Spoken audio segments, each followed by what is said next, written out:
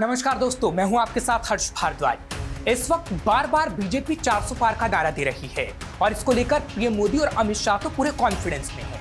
तमाम दावे किए जा रहे हैं कि एनडीए इस बार 400 के जादुई आंकड़े को पार कर जाएगा। वैसे तो नेता चुनाव में तमाम दावे करते ही रहते हैं, लेकिन देश की राजनीति में ये पहला मौका रहा जब प्रधानमंत्री नरेंद्र मोदी ने संसद में ही ये दावा कर दिया था। प्रधानमंत्री नरेंद्र मोदी ने लोकसभा में साफ कहा था कि हमारी सरकार का तीसरा कार्यकाल भी पूरा होगा। मैं आमतौर पर आंकड़ों के चक्कर में नहीं पड़ता, लेकिन मैं देख रहा हूं कि देश का मिजाज एनडीए को 400 पार करा कर रहेगा और बीजेपी को 370 सीटें देगा। वहीं इसी तरह से तमाम मीडिया इंटरव्यू में अमित शाह भी एनडीए के 400 पार की बात कह चुके हैं। यही नहीं, चौथे चरण के मतदान के दिन ही प्रधानमंत्री नरेंद्र मोदी ने एक इंटरव्यू में साफ कहा कि अब की बार 400 पार का नारा 3 चरणों के मतदान के बाद अब हकीकत में बदलता दिख रहा है। लेकिन अब सवाल ये है कि बीजेपी को ये कॉन्फिडेंस आखिर कहां से मिल रहा है? इसका जवाब आज हम आपको देते हैं। दरअसल इसके लिए भारतीय जनता पार्टी के संगठन पर गौर करना होगा, जो ये बताता है कि बीजेपी को इतना कॉन्फिडेंस आखिर कहां से आ रहा है। दरअसल करीब 10 साल पहले यूपी प्रभारी बनाए गए अमित शाह ने भारतीय जनता पार्टी के संगठन में बड़े सुधार किए हैं। उन्होंने एक वोटर तक पहुंचने के लिए पन्ना प्रमुख का कॉन्सेप्ट लागू किया।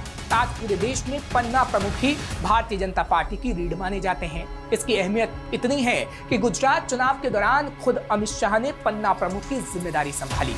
इस रणनीति ने कैसे बीजेपी के लिए गेम चेंजर की भूमिका निभाई, इसको भी आपको समझना होगा, क्योंकि पन्ना प्रमुख का सीधा सा मतलब वोटर लिस्ट के एक पेज का इंचार्ज है। दरअसल मोटे तौर पर वोटर लिस्ट के एक पेज में 30 वोटर्स के नाम होते हैं। पन्ना प्रमुख यानी इस पेज के इंचार्ज की इन 30 वोटरों के संपर्क में रहने की जिम्मेदारी होती है। इनकी जिम्मेदारी मतदान के दिन इन सभी 30 वोटर को पोलिंग बूथ तक ले जाने की जिम्मेदारी रहती है। वोटिंग से पहले ये सभी को मतदान की याद दिलाते हैं, उन्हें लगातार वोट डालने के लिए प्रेरित करते हैं कि आप वोट डालिए। खास तौर पर पार्टी की विचारधारा से जुड़े वोटरों पर इनकी खास नजर रहती है। अब मान लीजिए कि 30 वोटर यानी 7 परिवार में से कुछ बीजेपी समर्थक हैं और कुछ दूसरी पार्टी के समर्थक हैं। ऐसे में वोटिंग के दिन पन्ना प्रमुख वोट पड़ने का आंकड़ा पार्टी को देता है, तो पार्टी को अंदाजा हो जाता है कि उसे कितने संभावित वोट मिल सकते हैं और दूसरे दल को कितने। इसी तरह से एक एक वोट का डेटा पार्टी तक सीधे पहुंच जाता है। ये कहा जाता है कि चुनाव आयोग को फाइनल वोटिंग का डेटा जारी करने में समय लगता है, लेकिन पन्ना प्रमुखों की ताकत के बल पर पार्टी को आयोग से पहले ही आंकड़ा मिल जाता है।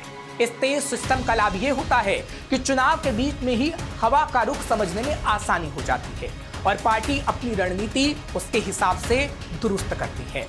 बीजेपी ने अपने प्रदर्शन के आधार पर हर पोलिंग को A, B, C, D श्रेणी में बांट रखा है। इसमें ऐसे बूथ हैं जहां से बीजेपी हमेशा जीत दर्ज करती है, वह A श्रेणी में आते हैं। वहीं बेहतर प्रदर्शन करने वाले बूथ को B श्रेणी में रखा गया। इसी तरह कभी हार और कभी जीत दर्ज करने वाले बूथ को C श्रेणी और सबसे कमजोर बूथ जहां से बीजेपी को ज्यादा वोट नहीं मिल पाते, उन्हें D श्रेणी में रखा जाता है। बीजेपी का सबसे ज्यादा जोर C और D श्रेणी के बूथों पर रहता है। यहाँ बूथ कमेटी और पन्ना प्रमुख सबसे ज्यादा फोकस नए वोटर पर रखते हैं। घर घर संपर्क अभियान के माध्यम से लोगों से बातचीत की जाती है, पार्टी के विषय में फीडबैक लिया जाता है। जो बीजेपी समर्थक वोटर होते हैं उनके यहाँ स्टिकर लगाने का काम भी किया जाता है, ताकि आसपास के वोटरों पर इसका सीधा प्रभाव पड़े और वो भी बीजेपी को वोट दे सकें। बीजेपी के निर्देश रहते हैं कि कमेटी के सदस्य और पन्ना प्रमुख मतदान के दिन सबसे पहले अपने परिवार के साथ वोट डाल के आएं, इसके बाद वे अपनी जिम्मेदारी में जुट जाएं। सभी मतदाताओं से संपर्क कर उन्हें बूथ तक पहुंचाने का काम मतदान खत्म होने तक चलता रहता है। वोटिंग खत्म होने के बाद हर पन्ना प्रमुख अपने अपने पेज की डिटेल जानकारी, कितने वोट पड़े, वोट डालने कौन नहीं गया, किस पार्टी को कौन सा वोट जा सकता है, ये डिटेल सीधे तौर पर पार्टी को भेज देते हैं। लेकिन गौर करने वाली बात यह है, ये पन्ना प्रमुख सिर्फ मतदान के दिन ही नहीं, बल्कि 5 साल लगातार पार्टी को मतदाता का फीडबैक देते हैं।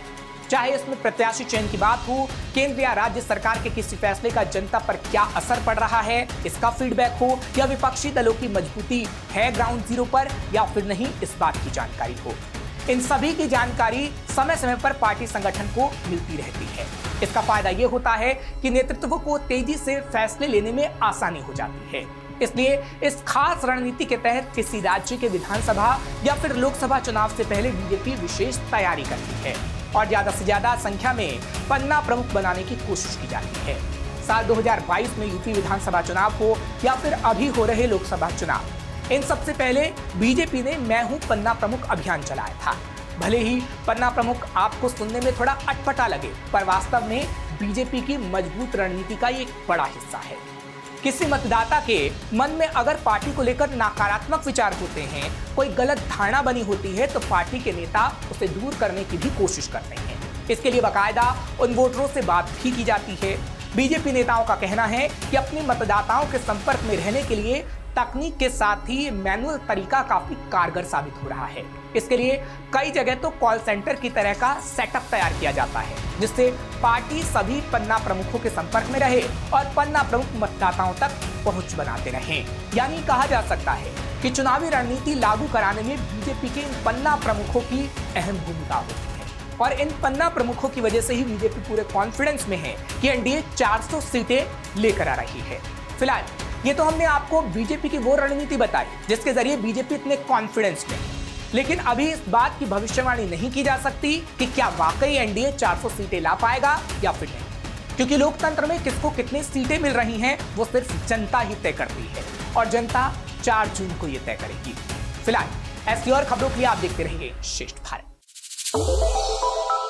श्रेष्ठ भारत पर खबरों से जुड़े रहने के लिए चैनल को सब्सक्राइब और लाइक करें, बेल आइकन दबाएं और देखते रहें श्रेष्ठ भारत।